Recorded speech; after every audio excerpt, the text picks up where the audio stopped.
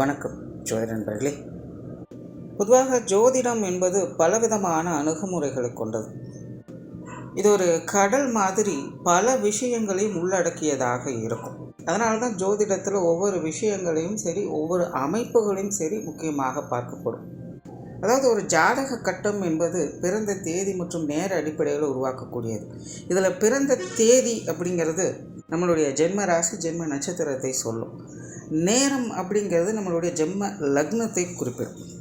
So இதை வச்சு தான் நம்ம இப்போது ஜென்ரலாக இந்த ராசி நட்சத்திர பலன்கள், இப்போது லக்ன பலன்கள் அப்படிங்கிறதையும் பார்த்துக்கிட்டு வரோம். பொதுவான வகையில் இதுதான் அதிகமாக பேசப்படுது. ஆனால் ஜோதிடத்தை பொறுத்த வரைக்கும் கிரக அமைப்புகள் தான் ரொம்ப ரொம்ப முக்கியம். இங்கே வந்து ஜஸ்ட்டு தேதி மற்றும் நேரத்தோடு நிற்கிறது இல்லை, மாதம் மற்றும் வருடம் அப்படிங்கிற அமைப்புகளும் உடன் இருக்கத்தான் செய்யுது.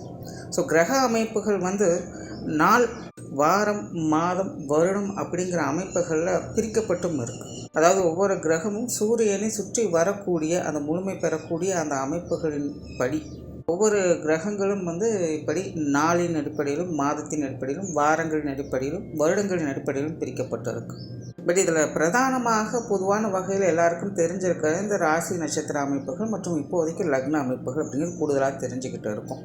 அண்ட் நம்ம சேனல்லையே பார்த்தோம்னா இந்த ராசிகளுடைய பொதுவான தன்மை என்ன அப்படிங்கிறத போட்டிருக்கோம், லக்னங்களுடைய பொதுவான தன்மை என்ன அப்படிங்கிறதையும் போட்டிருக்கோம்.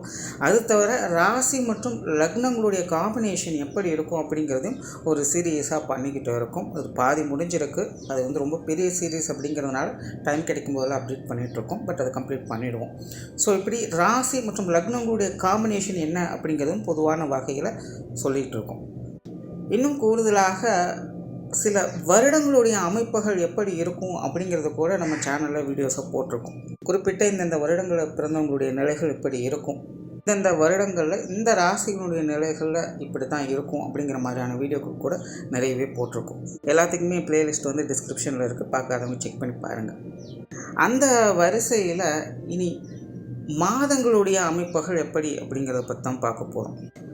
பொதுவாக இந்த ஜோதிடத்தை பொறுத்த வரைக்கும் மாதம் அப்படிங்கிறது ரொம்ப ரொம்ப முக்கியம். பட் அது பெரிதாக யாரும் கண்டுகொள்றதில்லை. ஏன் அப்படின்னா, மாதம் அப்படிங்கிறது சூரியனுடைய அமைப்பை வச்சு சொல்லக்கூடியது. இங்கே சூரியன் தான் எல்லாத்துக்குமே பிரதானம். சூரியனை மையமாக வச்சு தான் எல்லா கிரகங்களுமே இங்கே சுற்றி வந்துக்கிட்டு இருக்குது. அப்போ இந்த சூரியன் பாயிண்ட் பண்ணக்கூடிய இந்த மாதம் அப்படிங்கிறது ரொம்ப ரொம்ப முக்கியமானது. அப்படி இந்தந்த மாதங்களில் பிறந்தவங்களுடைய வாழ்க்கை நிலை பொதுவான வகையில் இப்படித்தான் இருக்கும் அப்படிங்கிறதும் ஒரு பொதுவான கருத்துக்கள் இருக்குது. அது என்னென்ன அப்படிங்கிறத பற்றி தான் இந்த பதிவுகளை நம்ம பார்க்க போகிறோம். பட் மாதம் அப்படின்னு வரும்பொழுது எனக்கு சில கன்ஃபியூஷன்ஸ் இருக்குது. என்னென்னா, பெரும்பாலான மக்களுக்கு தெரிஞ்சது ஆங்கில மாதம் தான். பட் ஜோதிடம் பிரதானமாக செயல்படுறது இந்த தமிழ் மாதங்களை வச்சு தான். அதாவது சூரியன் ஒவ்வொரு ராசிக்குள்ளேயும் 30 நாட்கள் இருக்கும். அந்த கால அளவை தான் தமிழ் மாதங்களாக வகுத்து வச்சாங்க.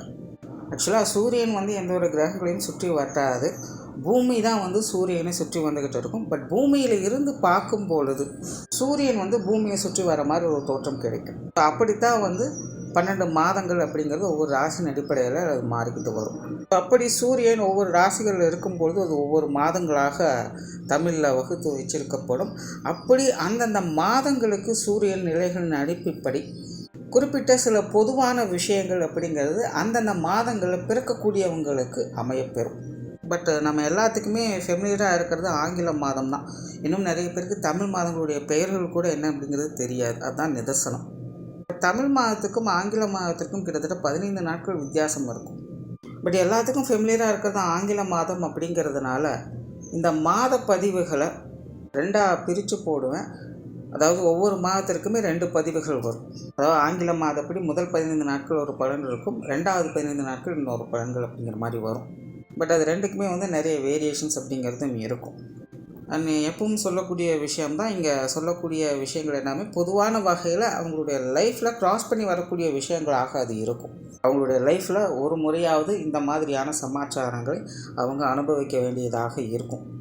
அப்படி ஒவ்வொரு மாதத்திற்கும் என்ன மாதிரியான பொது பலன்கள் இருக்குது அப்படிங்கிறத மேற்கொண்டு பார்க்கலாம்.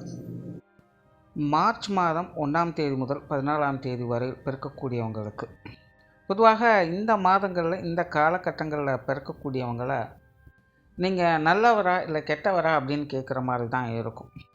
ஏன்னா இவங்களை பொறுத்த வரைக்கும் ஒரு கெட்ட வழியில் போய் நல்ல விஷயங்களை செய்வாங்க, அதே மாதிரி ஒரு நல்ல வழியில் போய் கெட்ட விஷயங்களும் செய்வாங்க. இந்த 2 திறனுமே உங்களுக்கு இயற்கையாக உண்டு. மெயினாக இவங்க வந்து இந்த புற வாழ்க்கை சார்ந்த விஷயங்கள், பொருளாதாரம் சார்ந்த விஷயங்கள்ல, அதாவது பொருள் ரீதியான விஷயங்கள், ஒரு மெட்டீரியல் வேர்ல்டு அப்படின்னு சொல்லலாம். அந்த மாதிரியான சமாச்சாரங்களில் இவங்க அதிக ஈடுபாடுகளை காட்டக்கூடியவங்க. பொதுவாக இவங்க வந்து கொஞ்சம் அதிகமாக கோபவயப்படக்கூடியவங்க தான். ஆனால் அந்த கோபத்தை வந்து அவங்க வெளிப்படையாக வெளிக்காட்டிக்க மாட்டாங்க. அதிர்ஷ்டம் சார்ந்த விஷயங்களில் இவங்களுக்கு ஈடுபாடுகள் அதிகமாக இருக்கும். இந்த ஒத்தையா ரெட்டையா அப்படிங்கிற விஷயங்களில் ஈடுபடக்கூடிய வாய்ப்புகள் உங்களுக்கு அதிகம் உண்டு. ஸ்பெக்குலேட்டிங் சார்ந்த விஷயங்கள்லாம் பார்த்தீங்கன்னா உங்களோட லைஃப்பில் ஒரு தடவையாவது இவங்க செயல்படுத்திடுவாங்க. ஒரு வகையில் ஒரு மாதிரியான மைன்யூட்டான அதிர்ஷ்டம் சார்ந்த விஷயங்கள் இவங்களுக்கு இயற்கையாகவே வேலை செய்யும். அதாவது இந்த காக்கா உட்கார பணம்பழம் விழுந்தது அப்படின்னு சொல்லுவாங்க. அந்த மாதிரி எதையோ செய்ய போக ஏதோ ஒரு விஷயம் இவங்களுக்கு ஆதாயம் தரக்கூடிய வகையில் அவங்களுக்கு அமையலாம். சில பிரச்சனைகள் சங்கடங்கள் கூட தலைக்கு வந்து தலைப்பாக போயிடுச்சு அப்படிங்கிற மாதிரி இவங்களை பெரிய பிரச்சனையிலேருந்து காப்பாற்றி விட்டுரும். இப்போ இயற்கையாகவே இந்த காலகட்டங்களில் பிறக்கக்கூடியவங்களுக்கு ஒரு விதமான மைன்யூட் அதிர்ஷ்டம் அப்படிங்கிறது வேலை செய்யும். அதை வந்து இவங்க எப்படி பயன்படுத்துகிறாங்க அப்படிங்கிறது தான் இவங்களுடைய ஜாதகங்களுடைய மற்ற அமைப்புகள் சொல்லும். அதனால தான் வந்து இவங்களை வந்து நல்லவரா கெட்டவரா அப்படின்னு ஜட்ஜ் பண்ணுறது கொஞ்சம் கஷ்டம். அதுக்கு தகுந்த மாதிரி தான் இவங்களுடைய செயல்பாடுகளும் இருக்கும். போகிற வழிகள் தவறாக இருந்தாலும் செய்கிற காரியங்கள் நல்லதாக இருக்கும். சிலர்லாம் அதுக்கு அப்படியே ரிவர்ஸில் செய்யவும் செய்வாங்க. பொதுவாக இவங்களுடைய வாழ்க்கை நிலை அப்படின்னு பார்க்கும்போது ஆரம்ப காலகட்டங்களில் பொருள் வாழ்க்கையில், அதாவது புற வாழ்க்கையில் அதிக ஈடுபாடுகளை காட்டுவாங்க. காசு பணம், சொத்து சுகம், ஆஸ்தி அந்தஸ்து அப்படின்னு சொல்லிட்டு புற வாழ்க்கை சார்ந்த விஷயங்கள் அதிக மும்முரமாக இருந்து வருவாங்க. அதுவே இவங்களுக்கு வயது ஆக ஆக இதிலேருந்து அப்படியே வெளியில் வந்து அறம் சார்ந்த விஷயங்கள் அல்லது ஆன்மீகம் சார்ந்த விஷயங்களில் ஈடுபடுவாங்க. சிலருக்கெல்லாம் பார்த்திங்கன்னா இவங்களுடைய சுய ஜாதகம் நெகட்டிவாக இருந்தது அப்படின்னா ஆரம்ப காலத்துக்கிட்டேருந்து இந்த ஆன்மீக விஷயங்களில் ஈடுபாடுகள் காட்டுவாங்க. அதே போல் நார்மலாகவே இவங்க வந்து கொஞ்சம் பிரயாண விரும்பிகளாகவும் இருப்பாங்க. இவங்களுக்குன்னே ஒரு தனி வசீகர தன்மை என்பது உண்டு. பேச்சுவார்த்தைகள் பெரும்பாலும் இவங்களுக்கு இனிமையாகத்தான் இருக்கும். கடுமுடாக சில நேரங்களில் பேசிட்டாலும் கூட மறந்து திரும்பவும் எளிமையாக பழகக்கூடிய குணம் அப்படிங்கிறது உண்டு. ஆனால் இவங்களுடைய குரல் தொனி என்பது கொஞ்சம் காரசாரமாகத்தான் இருக்கும். சொத்து சுகங்கள் சார்ந்த விஷயங்கள் இவங்களுக்கு இயற்கையாகவே நாட்டம் உண்டு. அதே போல் மற்றவர்களுக்கு உதவக்கூடிய குணமும் இவங்களுக்கு உண்டு. மற்றவர்களுடைய தேவை என்ன அப்படிங்கிறத தெரிஞ்சுக்கிட்டு செயல்படக்கூடியவங்களாக இருப்பாங்க. அதே போல் சிலர்லாம் பார்த்திங்கன்னா நண்பர்கள் விரும்பியாக இருப்பாங்க. ஒரு நட்பை சேகரிக்கக்கூடியவங்க, நட்பை உருவாக்கக்கூடியவங்களாக இருப்பாங்க. தன்னை சுற்றி எப்போவுமே ஒரு நட்பு வட்டாரம் இருக்கணும் அப்படின்னு ஆசைப்படுவாங்க. எப்பொழுதுமே ஒரு ஜனக்கூட்டத்தோடையே இருப்பாங்க. ஒரு 4 பேராவது இவங்க கூட இருக்கிற மாதிரி சூழ்நிலைகள் இவங்களுக்கு அமையும். ஆனால் பொது விஷயங்கள், பொது காரியங்கள் அப்படிங்கிற வகையில் இவங்களுக்கு ஈடுபாடுகள் சற்று குறைவு. என்னதான் இவங்க மற்றவங்களுக்கு உதவிக்கரம் நீட்டினாலும் கூட அவங்க மேலேயோ அல்லது இவங்க சார்ந்தவர்கள் மேலேயோ இவங்களுக்கு ஒரு இனம் புரியாத கோபமும் வெறுப்பும் அவங்க மேலே இருந்துக்கிட்டு இருக்கும். அதனாலே வந்து இவங்க வந்து பொதுவான விஷயங்கள், காரியங்கள் அதிக ஈடுபாடுகள் காட்ட மாட்டாங்க. பர்சனலான விஷயங்களை மட்டும்தான் கொஞ்சம் அட்டாச்மெண்ட்டாக இருப்பாங்க. அதே போல் கொஞ்சம் ப்ராக்டிக்கலான நபர்கள், இந்த சென்டிமெண்ட் சார்ந்த விஷயங்கள்லாம் அவங்களுக்கு செட்டே ஆகாது. இந்த எமோஷனல் டிட்டாச்மெண்ட் அப்படிங்கிறதெல்லாம் இவங்ககிட்ட எதிர்பார்க்க முடியாது. ரொம்பவும் ப்ராக்டிக்கலாக தான் இருப்பாங்க. குடும்ப வாழ்க்கையை பொறுத்த வரைக்கும் இவங்களுக்கு இது ஒரு கலவையான அமைப்புகளை தரும். பெரும்பாலும் குடும்ப சூழ்நிலைகள் அப்படிங்கிறது இவங்களுக்கு கலகலப்பு நிறைந்ததாக இருக்கும். ஆனால் குடும்பத்துக்குள்ளே இவங்களுடைய அணுகுமுறை அப்படிங்கிறது பெரும்பாலும் இரட்டைத்தன்மையில் தான் இருக்கும். சில நேரங்களில் சந்தோஷமாக ஜாலியாக இருந்து வருவாங்க. சில நேரங்களில் தேவையே இல்லாமல் கொஞ்சம் கோபத்தாபங்களோடு, சண்டை சச்சரவுகளோடு அமைச்சுக்குவாங்க. ஸோ இந்த 2 நிலைகளுமே இவங்களுக்கு வந்து மாறி மாறி தான் செயல்பட்டுக்கிட்டு இருக்கும். இவங்களுடைய அமைப்பு அப்படிங்கிறது பொதுவான வகையில் எப்பவுமே இருக்கிறது வந்து சுக சந்தோஷங்களோடு இருக்கக்கூடிய குடும்ப அமைப்புகள் தான். பெற்றோர்கள் சார்ந்த விஷயங்களில் ஈடுபாடுகள் இருக்கும். குறிப்பாக அம்மா சம்மந்தப்பட்ட விஷயங்கள் ஒரு தனி ஆர்வம் காட்டக்கூடியவங்க. பெற்றோர்கள் மேலே ஒரு தனி மதிப்பு மரியாதை எப்பவுமே வச்சுருப்பாங்க. அம்மா மேலே ஒரு கூடுதல் பாசம் அப்படிங்கிறது இவங்களுக்கு உண்டு. பொதுவாக குடும்ப உறவுகளுடைய அமைப்புகள் அப்படின்னு பார்த்தாலே இவங்களுக்கு எப்போவுமே வந்து ஒரு கலவையான நிலைகளில் தான் இருக்கும். குடும்ப உறவுகளால் முழுமையான நற்பலன்கள் அப்படின்னு எடுத்துக்க முடியாது. குடும்ப உறவுகளால் முழுமையான கெடுப்பலன்கள் அப்படிங்கிறதும் எடுத்துக்க முடியாது. எல்லாமே கால நேர சூழ்நிலைக்கு தகுந்த மாதிரி தான். சில நேரங்களில் நல்லா ஜாலியாக சந்தோஷமாக விருப்பம் போல் எல்லா விஷயங்களுமே அமையும். பட் அதுவே பார்த்திங்கன்னா சில காலம் கழித்து கொஞ்சம் தேவையில்லாத சங்கடங்களோடும் மன வருத்தங்களோடும் இப்படி மாறி மாறி தான் அவங்களுக்கு வந்துக்கிட்டு இருக்கும். உடன்பிறப்புகள் சம்மந்தப்பட்ட விஷயங்கள்லாம் பார்த்தா பெரும்பாலும் கிட்டத்தட்ட அப்படி தான் இருக்கும். கொஞ்சம் காரசாரமான விவாதங்கள் அப்படிங்கிறதெல்லாம் வந்து போயிட்டு தான் இருக்கும். பட் இருந்தாலும் அக்செப்ட் பண்ணி அதெல்லாம் செஞ்சுக்கிட்டு இருப்பாங்க. திருமண வாழ்க்கை அப்படிங்கிறது கிட்டத்தட்ட அப்படி தான். பொதுவாகவே இந்த காலகட்டங்களில் பிறக்கக்கூடியவங்களுக்கு வாழ்க்கை துணையின் மேலே அதீதமான எதிர்பார்ப்புகள் வைக்காமல் இருப்பது நல்லது அப்படின்னு சொல்லுவேன். இருக்கிறதே இருக்கிற மாதிரி எடுத்துக்கணும். இல்லை அப்படின்னா அது தேவையில்லாத மனசங்கடங்களை ஏற்படுத்திக்கிட்டே தான் இருக்கும். குழந்தைகள் சார்ந்த விஷயங்களும் கிட்டத்தட்ட அப்படி தான். இந்த உற்றார் உறவினர்கள், நண்பர்கள் இது எல்லாமே பார்த்திங்கன்னா கிட்டத்தட்ட அப்படி தான் இருக்கும். அதாவது அமைப்புகள் அப்படிங்கிற இந்த விஷயங்களை உங்களுக்கு ஏதாவது ஒரு வகையில் ஃபுல்ஃபில் பண்ணி கொடுத்துரும். பட் அதனால் இவங்க வந்து சாட்டிஸ்ஃபை ஆகிறாங்களா அப்படிங்கிறது இங்கே ஒரு கேள்விக்குறியாக தான் இருக்கும்.